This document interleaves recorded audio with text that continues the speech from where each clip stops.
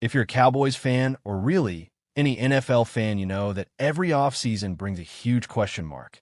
A time to reset, reload, and reshape the team. But this year for the Dallas Cowboys, it's not about the quarterback, the defense, or the offensive line. No, this year it's about one position wide receiver, and more specifically, George Pickens. Now you're probably thinking, wait, isn't CeeDee Lamb the big star? Sure, Lamb's the foundation, but we're talking about a guy who changed the Cowboys' offense when he came to town. A young, dynamic player who could make or break Dallas' future. Pickens. So let's break it down. Do the Cowboys pay up big to keep Pickens in 2026? Do they use the franchise tag and make him the most expensive wide receiver on the roster? Or do they let him walk, accepting the loss of a key offensive weapon and scrambling to fill the void? It's a massive decision. And by the end of this episode, you'll understand why George Pickens is at the heart of everything the Cowboys need to figure out before next season. So stick around, because this decision, more than anything else, will define the Cowboys' future. The George Pickens dilemma. Let's set the stage properly here. The Cowboys are staring down three clear options when it comes to George Pickens in 2026. Option 1. Re-sign him long-term, locking him into a contract that will likely be one of the most expensive non-quarterback deals of the entire offseason. Option 2. Use the franchise tag. That's about $28 million fully against the cap. Expensive? Yes, but it buys Dallas another year to figure things out while keeping Pickens on the roster. Option 3. Let him walk. Let him test free agency and potentially sign elsewhere. This would free up the cap space, but would leave a massive hole in the Cowboys' offensive game plan. Here's the thing. George Pickens isn't just another wide receiver. He's a game changer. The moment he came into the Cowboys' offense, you could see defenses trying to figure out how to cover him. With Pickens, Dallas didn't just have CeeDee Lamb anymore. They had a legitimate second weapon. He made the offense dangerous, dynamic, and unpredictable. Remove him?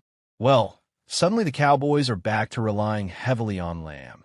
And that's not an ideal scenario. It's a situation that feels like it could go either way. And that's where we're headed today. Let's dive deeper into the potential ripple effects of each choice. CeeDee Lamb's role in the future. So, let's talk about CeeDee Lamb for a minute, because no matter what happens with George Pickens, Lamb is the backbone of this offense.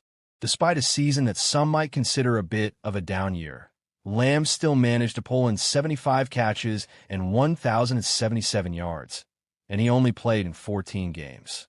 Now, the reason for his somewhat lower numbers was clear. Pickens took targets, Jake Ferguson emerged as a red zone threat, and Lamb had to deal with injuries. But here's the thing.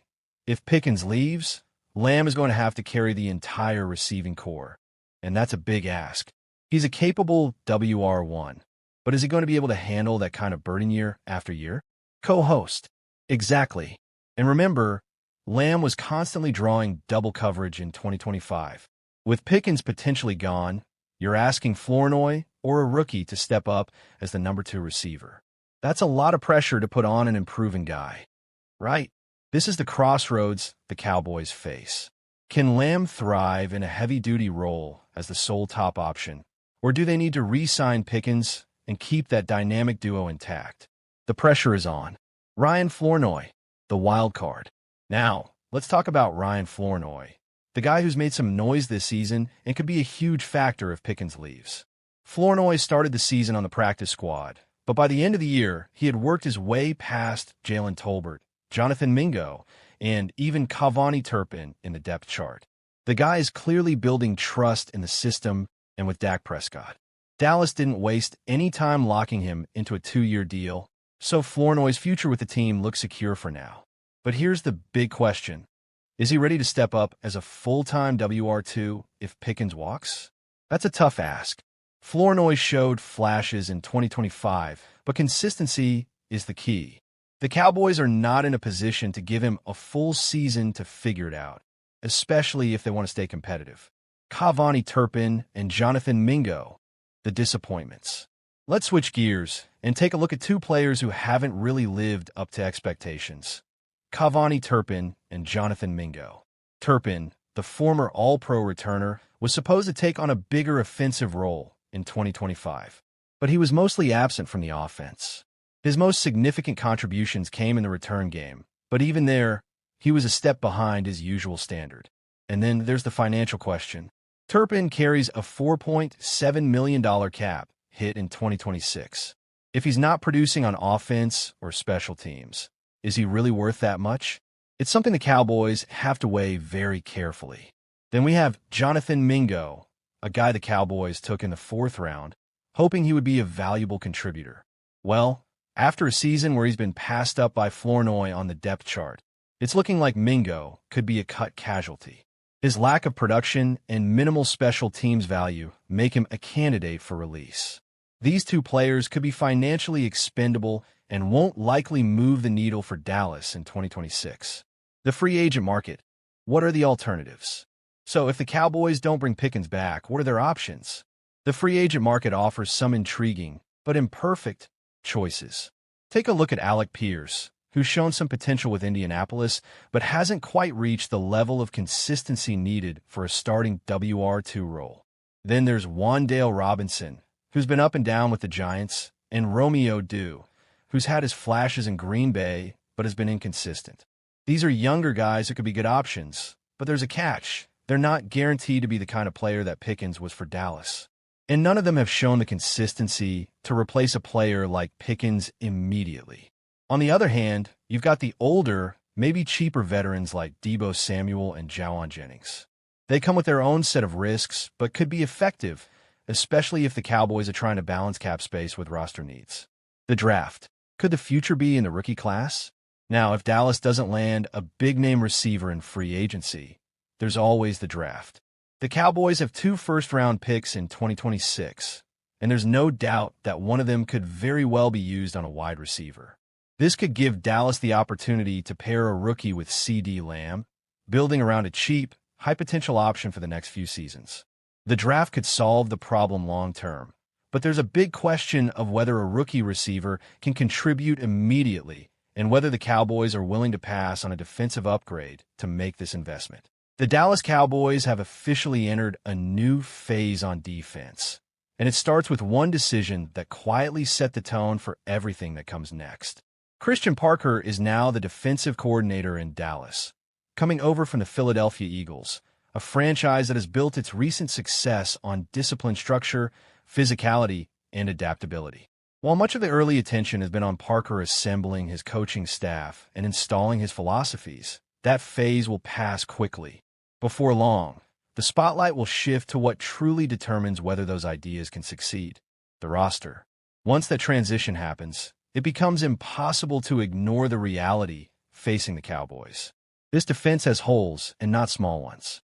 The most urgent needs are on the defensive side of the ball, and the front office knows it. Fortunately for Dallas, the 2026 NFL Draft offers a rare opportunity. With 2 first-round picks, the Cowboys are positioned to reshape the identity of their defense in a single night, provided they make the right choices. What makes this moment especially fascinating is how well the Cowboys' needs align with the direction Christian Parker is likely to take the defense. Parker comes from a system that values versatility, players who can wear multiple hats, defenders who can disguise intentions and execute complex responsibilities without sacrificing physicality. This is not a scheme built on specialists alone. It thrives on hybrids, on defenders who can blur positional lines and force offenses to hesitate.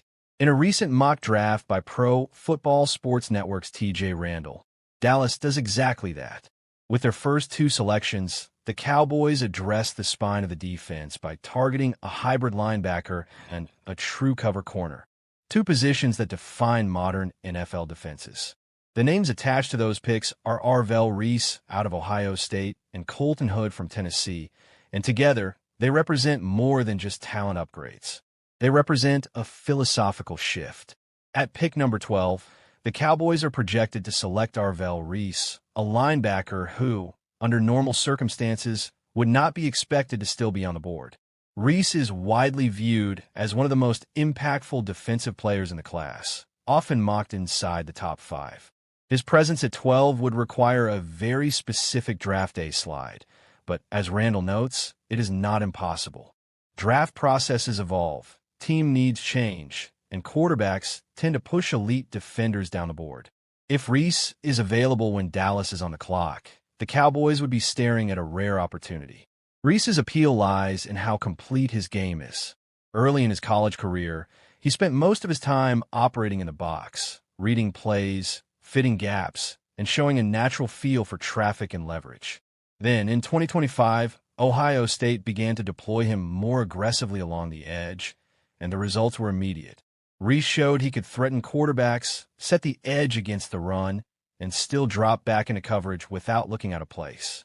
That combination is exactly what modern NFL defenses crave. For Dallas, the importance of that versatility cannot be overstated. The Cowboys no longer have the luxury of relying on a single defender to be everywhere at once. With Micah Parsons no longer anchoring the defense the way he once did, there's a need for someone who can replicate at least part of that impact. Reese may not be Parsons, but he offers something just as valuable: flexibility. He can play off the ball, rush the passer, and erase mismatches in coverage. He gives Christian Parker options, and options are the currency of good defense. Adding Reese would immediately change how offenses prepare for Dallas. Suddenly, protections become harder to set. Play action becomes riskier. Short and intermediate passing lanes feel more crowded. Reese is the type of defender whose influence extends beyond the stat sheet. His presence alone alters spacing and decision-making, which is often more valuable than any single sack or tackle. As transformative as Reese could be, the Cowboys' work would not be done. Defense is not built solely from the front seven, and Dallas has been reminded of that reality repeatedly in recent seasons. Even before the decision to release Trayvon Diggs, cornerback was already a position of concern. Without him, it becomes a priority. That is where Colton Hood enters the picture at pick number 20. Hood is not the loudest name in the draft, but his game speaks clearly. At 6 feet tall and around 190 pounds, he has the physical profile teams look for on the outside, but what truly sets him apart is his coverage ability. Hood is a sticky defender, the kind of corner who stays connected through routes, who understands leverage, and who rarely panics when the ball is in the air. Randall's mock draft acknowledges that Dallas should remain patient with Siobhan Revel Jr., whose early professional struggles were more about injury recovery than lack of ability. Still, patience does not eliminate need. The Cowboys cannot enter another season thin at cornerback, especially in a conference loaded with elite receivers. Hood provides insurance, competition, and potential stability. What makes Hood such a logical fit is how cleanly he projects into an NFL system. He is comfortable in man coverage, disciplined in zone, and willing to tackle. He plays with confidence, but not recklessness, trusting his technique rather than relying solely on athleticism. In a defense guided by Christian Parker, that discipline matters. Parker's scheme demands corners who can handle responsibility without constant safety help, and Hood fits that mold. Taken together, Reese and Hood would do more than fill holes. They would rebalance the defense. Reese strengthens the middle and the edge simultaneously, while Hood stabilizes the perimeter. Suddenly, Dallas has answers at all three levels. Linebacker speed improves. Coverage flexibility increases. The defense becomes harder to predict and harder to exploit. This is why the 2026 draft looms so large for the Cowboys. With 2 first-round picks, they're not just drafting players. They are choosing an identity. Investing heavily on defense signals a commitment to winning games with balance, to no longer asking the offense to be perfect every week. It suggests an understanding that in January football, stops matter as much as points. There is, of course, no guarantee. Draft picks are projections, not promises. Reese must translate his versatility to the professional level. Hood must adjust to NFL route runners and passing concepts. But the logic behind the selections is sound and the fit is clear. If Dallas executes this plan, the Cowboys enter the 2026 season with a defense that looks faster, smarter, and more adaptable than it has in years. A defense capable of dictating terms rather than reacting. a defense that reflects the vision of its coordinator and the patience of a front office willing to build from the ground up. In the end, that is what makes this moment so compelling. Christian Parker's arrival was only the beginning. The real transformation starts when the Cowboys turn draft capital into foundational players. If Arll Ree and Colton Hood are those players, Dallas will not just be filling needs.